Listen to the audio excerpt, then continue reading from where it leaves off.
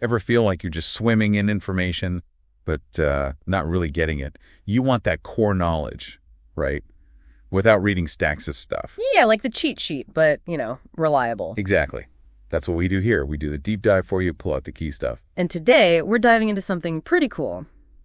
The Lester-Dent Master Plot Formula. You might have heard it called the Pulp Fiction Formula. Lester Dent, the guy who wrote, like, hundreds of Doc Savage novels. That's the one. Prolific doesn't even cover it, and he had this formula back in the 30s and 40s. We've got the details right here from some sources explaining it. He basically created a blueprint for banging out pulp stories, right? Yep. And he claimed, that every story written using it sold. That was the claim, which is, pretty bold, but it tells you something about how effective it was for that market. Okay, so maybe it sounds a bit old school, Pulp Fiction and all, but structure. Structure is always relevant, isn't it? Understanding how stories grab you. Totally. Doesn't matter if it's a novel, a movie, maybe even just, a presentation you're giving. Seeing how a successful formula works, it shows you the bones of good storytelling. Right, the mechanics underneath. So our mission today, let's get under the hood of this Lester-Dent formula. What are the key parts? What can we learn about making narratives, work? Okay, so the core idea. It's basically a very structured, almost like an engineering approach, really, for writing those slightly fast-paced, action-heavy pulp stories. Not waiting for the muse to strike. No, definitely not. It was a method, a step-by-step thing designed for speed, consistency, and, like you said, sales. He compared it to building anything else. You follow the plan. A recipe for adventure, kind of. Okay, so there's a short version of this formula, right? Like 4 parts. Yeah, the quick breakdown for a 6,000-word story, which was pretty standard then. 4 acts, 1,500 words each. Act 1, the first 1,500 words. Hit the hero with a heap of trouble. Straight in, no messing about. Just trouble. Yep.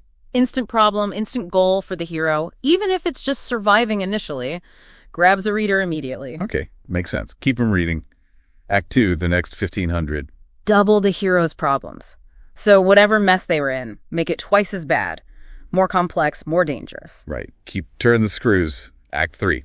Third 1,500 words. This is where you place the hero in so much trouble there's no way he could ever possibly get out of it. Real cliffhanger territory. Seems totally hopeless. Wow. That sounds stressful for everyone involved. That's the point. Build that tension. So the final 1,500 words, Act 4, must be the escape then. But how? That's the resolution. But, and this is really important, Dent insisted, no deus ex machina. The god from the machine. No cavalry riding in at the last second for no reason. Exactly. The hero has to figure it out themselves. Use their skills, their brains, their grit, whatever. They have to earn the escape from that impossible situation. Okay, I like that. Makes the ending satisfying. So that's the short version. Yep. But there's a more detailed breakdown too, act by act. Right. The longer version gets into the specifics for each 1,500-word chunk. Let's look at Act 1 again. The first 1,500. Okay, nitty-gritty time. So, obviously, introduce the hero and hit them with that trouble immediately.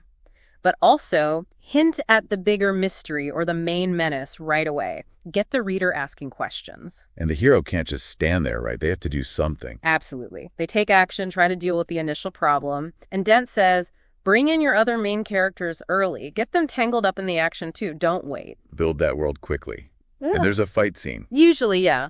Towards the end of Act 1, there should be some kind of physical conflict where the hero actually achieves something small, finds a clue, saves someone, shows what they can do. Okay, so it moves the plot forward. And then, crucially, end Act 1 with a plot twist.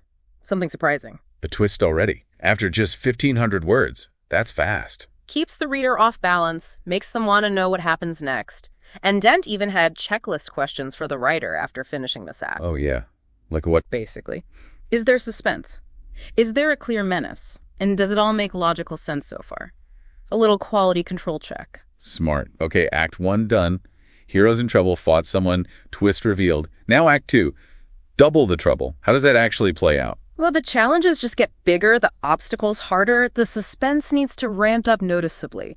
Dent described the menace growing like a black cloud. Ooh, I like that imagery. A sense of impending doom. Exactly. It's not just more trouble, it's worse trouble. Maybe new complications pile on. And again, near the end of the second 1,500 words, another physical conflict. Keeping the action quotient high, Does it serve the same purpose? Showing skills, moving things along? Pretty much, yeah. Breaks up exposition, keeps the energy up, shows the hero struggling against these worsening odds, and guess what comes at the end of Act 2? Let me guess. Another twist. You got it. Another surprise to keep the reader hooked and guessing. Dent really liked his twists. Okay. And the checklist for Act 2. Similar, but escalating. Does it still have suspense? Is that menace growing like a black cloud? Is the hero really getting it in the neck now? And again, is it logical? Right. Checking that the escalation feels earned, not just random. Okay, hero's really feeling the heat now. Act 3. This is where it gets impossible, right? Yeah. But interestingly, Dent says the hero should actually make some progress here too. Get closer to the villain, maybe figure out part of the mystery. It's not just pure failure. Oh, okay. A little bit of hope, maybe, just before the floor drops out. Kind of.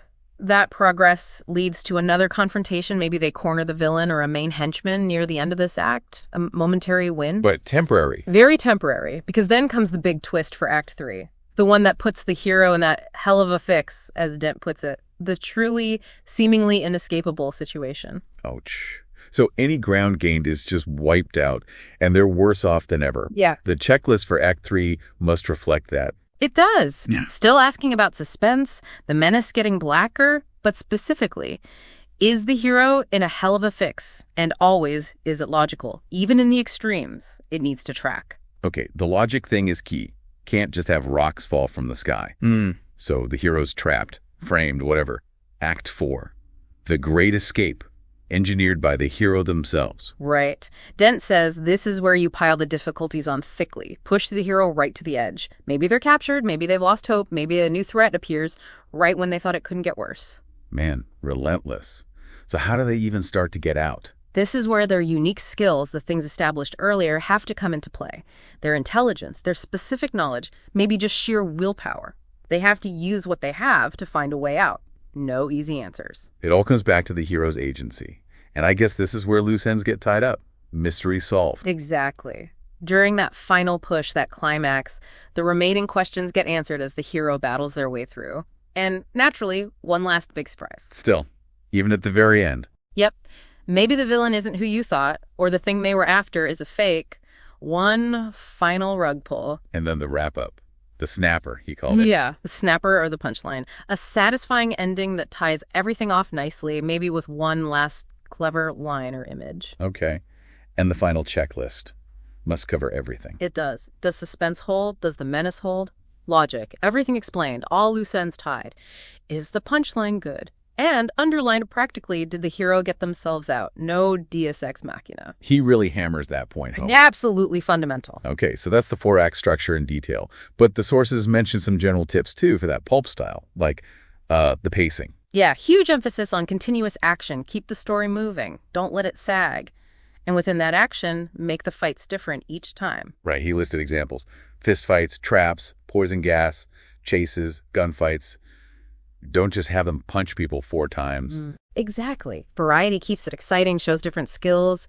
And crucially, show the action. Vividly. Swiftly. Use strong verbs. Make the reader see it. He said, make every word count. Good advice for any writing, really. Yeah. What about suspense? How did he say to build that? Show the hero reacting to the danger. Let the reader see their fear, their tension. Make the menace feel palpable, growing with each act. And again, the golden rule. Show, don't tell. Don't say he was scared. Show him sweating, his hands shaking. Exactly. Let the reader feel it through the character's experience. Show, don't tell emotions, descriptions, everything. Immerse the reader. Gotcha. Any other key tips jump out? Yeah. Give the hero some unique traits, make them memorable, use small misdirections along the way, little surprises, and hold back one big reveal, one key mystery for Act 4. Don't give everything away too early. Makes sense. Keep that ace up your sleeve. Yeah. And descriptions of the setting. Yeah, make them rich. Use all 5 senses, make the place feel real, atmospheric, and overall make sure the whole thing flows logically, build step by step to that satisfying end. It sounds so methodical, like building with story blocks. Okay, one more thing. Making the story unique. How did Dent suggest doing that within the formula? He pointed to 4 main areas. A unique method of murder. Oh, yeah, the source had a wild list for that. Yeah. Acid, exploding cigars, piranhas. Right. That kind of imaginative, sometimes crazy stuff. Second, a unique object the villain wants. Third, a unique location or setting. And fourth, a unique menace hanging over the hero, something specific and threatening. And he said using 1 is good, 2 is better. 3 is great. If you can layer these unique elements, weird murder method, strange artifact, exotic location, it really makes the story stand out. He suggested thinking about these before you even plot the 4 acts. Find your unique hook first. Interesting. Okay, so wrapping this up, the Lester-Dent formula is this incredibly detailed 4-act structure for building pulp stories. Yeah, 1,500 words per act, focused on immediate trouble, escalating conflict, an impossible situation, and then a hero-driven escape. No cheats allowed. All layered with constant action, varied fights, building suspense through showing, lots of twists. And trying to inject uniqueness through the murder method, the goal, the place, or the specific threat. It's a real machine for generating exciting plots. It really makes you appreciate the craft that went into those pulp stories. Even if they seem simple on the surface, you start seeing echoes of this structure everywhere, don't you? Movies, books. Absolutely. The core ideas: hook 'em early, raise the stakes, make the hero work for the win. Those are timeless storytelling principles. The formula just codifies it very explicitly for a specific genre. So maybe something for you listening to think about. As you encounter stories, whether it's fiction or even news reports, maybe look for those patterns. Where's the hook? How do the problems escalate? How is the resolution achieved? Yeah, and maybe even think about it in other contexts. How do you structure an argument? How do you approach a problem? What are the acts in your own challenges? It's kind of fascinating how narrative structure pops up everywhere once you start looking for it.